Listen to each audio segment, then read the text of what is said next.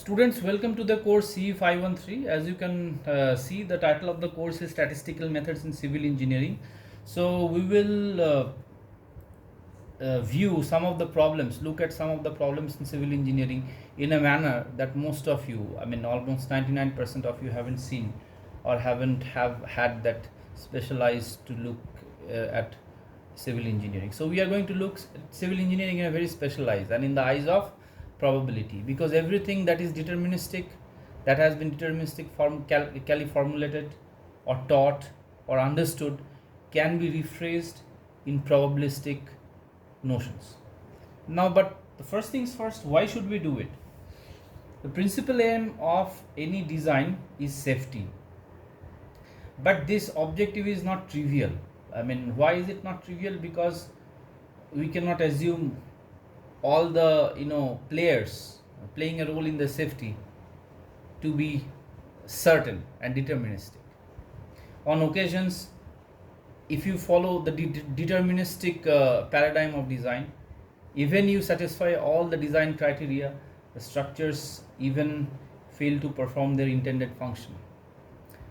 Some unforeseen events might occur, some design errors, some uncertainties in the material properties, uncertainties in accounting for the geometry, uncertainties in the forces that can completely render the design process haywire.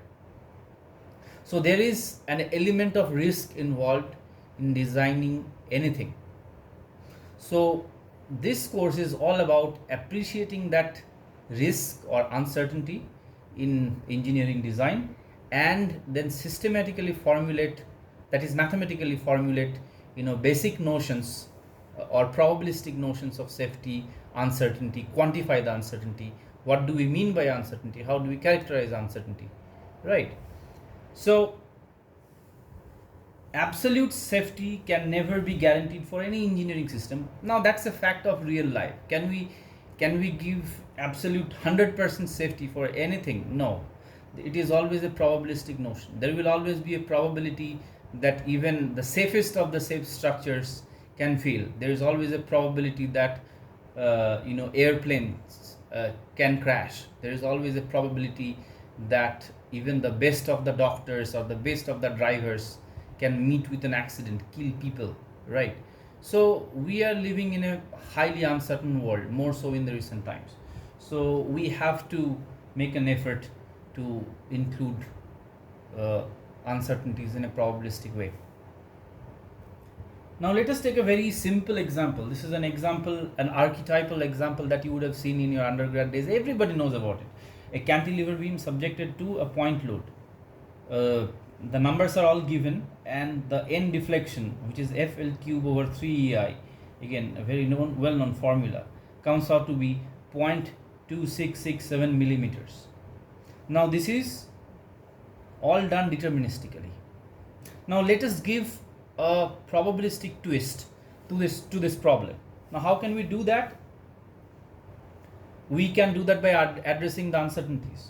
Can we always be certain about flexural rigidity, that is EI?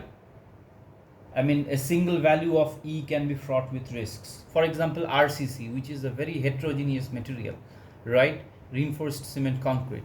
There will be cracks, there are rusting, the rusting of the rebars, that is reinforcement bars, then loss of bond strength, degradation. All these issues account to tremendous amount of uncertainty with the value of E, the modulus of elasticity. Similarly, moment of inertia. Now this is a purely geometrical property, but then are there uncertainties associated with geometry? Of course, because at the end of the day you have to measure those dimensions. And can you always be very certain about dimensions? We can always make an error of 1 millimeters or 2 millimeters while measuring a length of, let's say, 5 meters, right? So if you're measuring 5 meters, there could always be an error of 2 millimeters, or it could range from +2 to -2 millimeters, right? So the geometrical properties can also be uncertain. Now the most uncertain is the force. The forcing is by far the most uncertain quantity, because for example, let's say if we have earthquake loads, if we have wind loads, if we have, let's say, extreme loads, wave loads, or typhoons, right? Even live loads, are they always certain? No, they're mostly, I mean, F is the most uncertain quantity. So how we can account for all of these? So what I've done is I have provided you a simple MATLAB code in which all these quantities are now treated as random variables. I mean, don't worry about if you don't understand random variable at this point in time. We will cover this in due course of time, but take it at its face value and try to see that how we define random variables, and appreciate the fact that we don't sample one value, we always sample a vector. That is, instead of one point value, we now declare this f and ei as vector of uncertain or random values, with of course certain mean and certain standard deviation, and the distribution being normal distribution or Gaussian distribution.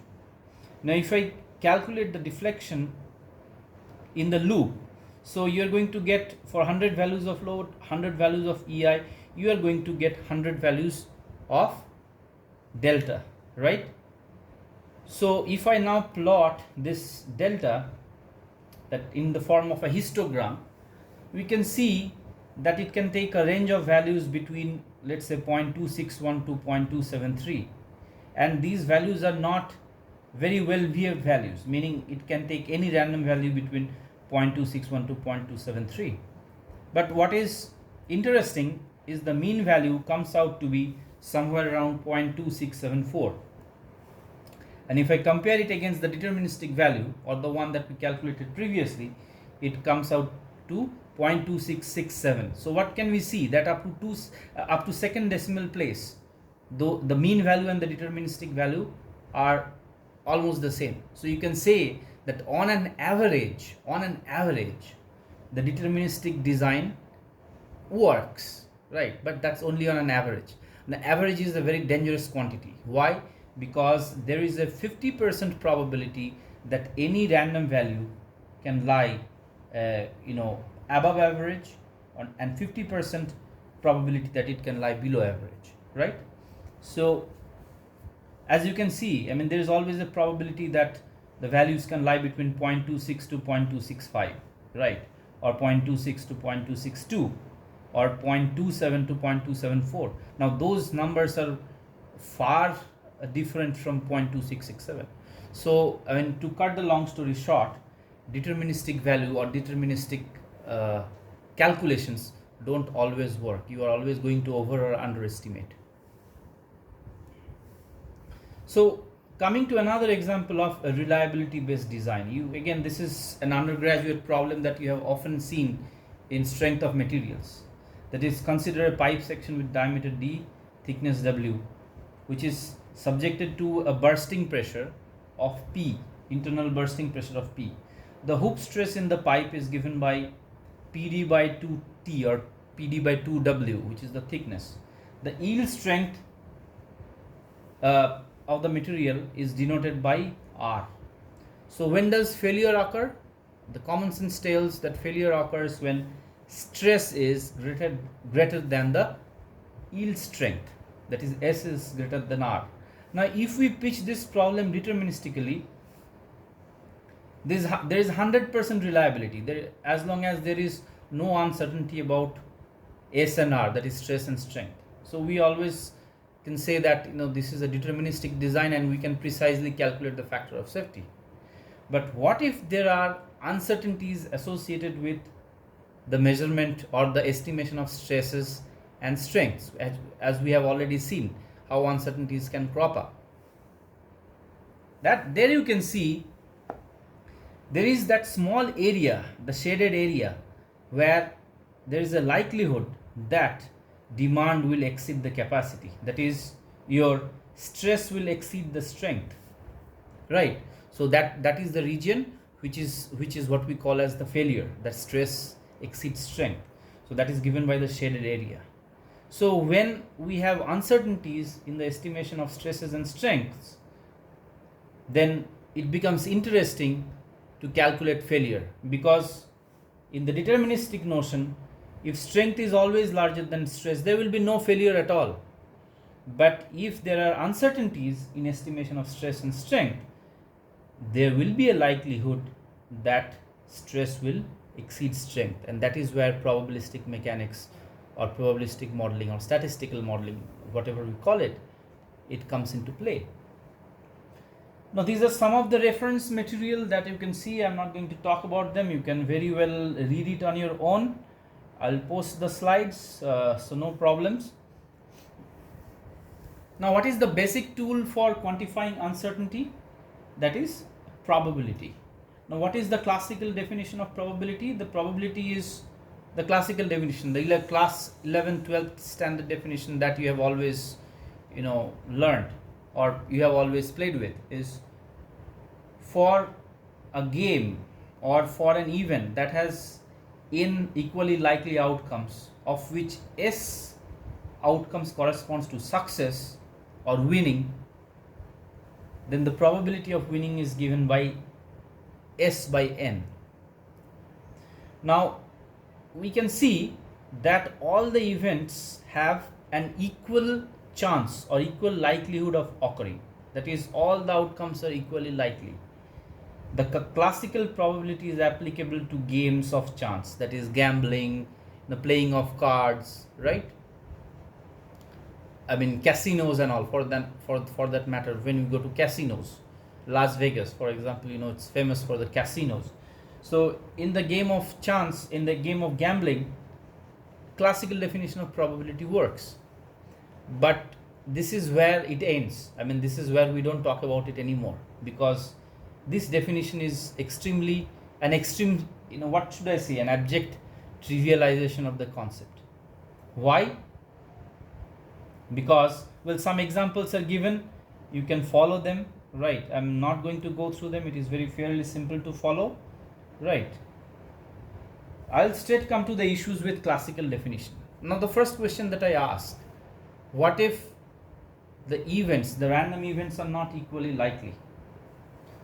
Can we say for sure that an event like sun shining tomorrow and sun not shining tomorrow, right, are these two events equally likely? Certainly not.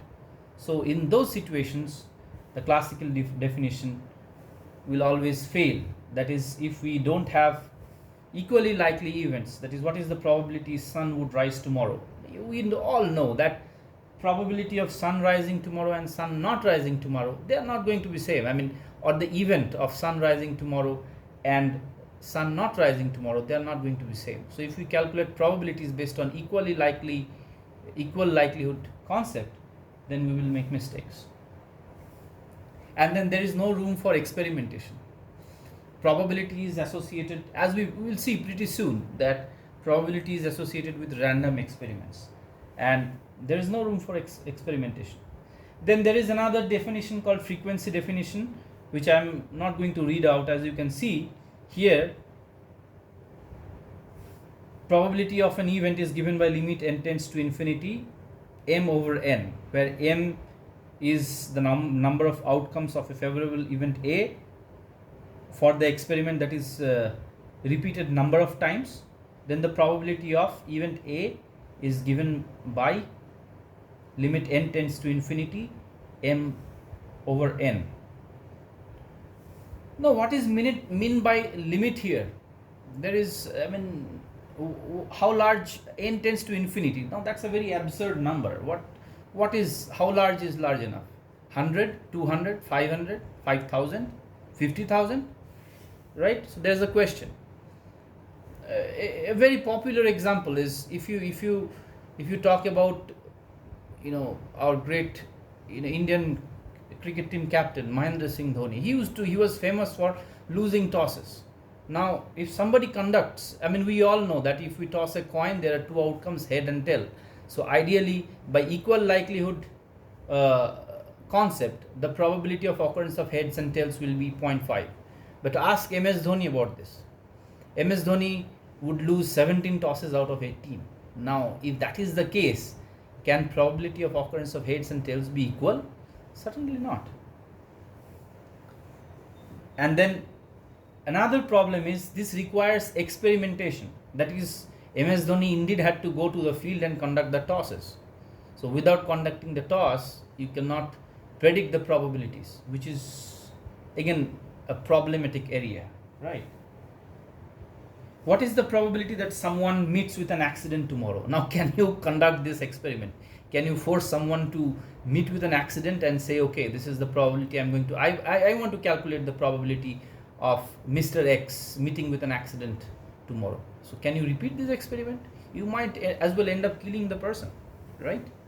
So there is problem with the frequency definition. So what we do is we resort to a more mathematical construct of probability, which I would like to call as mathematical theory of probability, which is what our interest of this course lies. I mean, all these interests, they hover around mathematical theory of probability. So here what we have certain terms that they lack definition, but we understand them. We use intuitions, experiments, trials, and outcomes, right? Loosely, an experiment could be defined as, well, this is not a strict definition, right? An experiment is a physical phenomena that is repeatable, right? A single performance of an experiment is called a trial, and an observation made on a trial is called an outcome, right? We are going to make use of things like axioms. Now, what are axioms? Axioms are self-evident truths. So truths that we assume that, in things that we assume are true, because not everything can be laid down in hard numbers. We will always assume that that gravity will act downwards towards the center of Earth. Now that's an axiom that is always true. I mean, you cannot have mathematical proofs of it.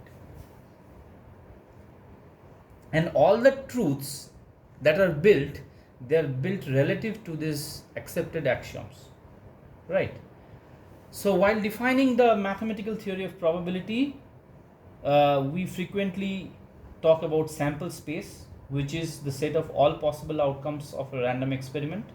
For example, if we toss a coin, the sample space is H and T, head and tail.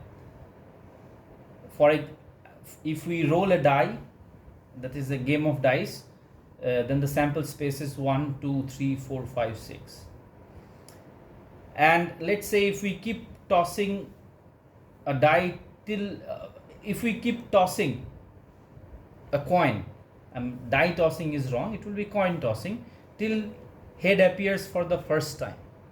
It could be H, it could be TH, it could be TTH, it could be TTTH, it could be TTTH. So meaning your head could appear at the first toss itself, it could appear on the second toss, on the third toss, on the fourth toss, or on the fifth toss, all the possible. So what do we say about this sample space? We say that this is a countably infinite sample space, right? Sometimes we try to model this sample spaces using a concept called fields, sigma fields. We will talk about sigma fields little later, but it is mathematical, as you can see. Now some of the axioms, now these are self-evident truths. You cannot break it down into further mathematical proofs, but they are assumed to be true. That is, probability of an event is a non-negative number. It will always lie between 0 and 1. Probability of a certain event is 1, which means in a way that probability of an impossible event is 0. And then for mutually exclusive events, sum of all the probabilities, if they are added up, they will always add up to 1. That is, in other words, 1 is the upper limit of probability which cannot be exceeded, right? So these are the axioms of the probability, and we are going to build upon this. I didn't want to waste too much time on this because these slides are present in my website since ages. For the last 3-4 years, these slides have been talked repeatedly, and I have seen there is nothing fancy here. It's something that you can all understand. What really gets interesting is the material that we are going to talk from here on, because from here on we are going to define the mathematical theory of probability using the probability space, the sigma fields, etc. Then measure theory, measurable spaces, probability measures, and so on. So that will be the material for the next lecture.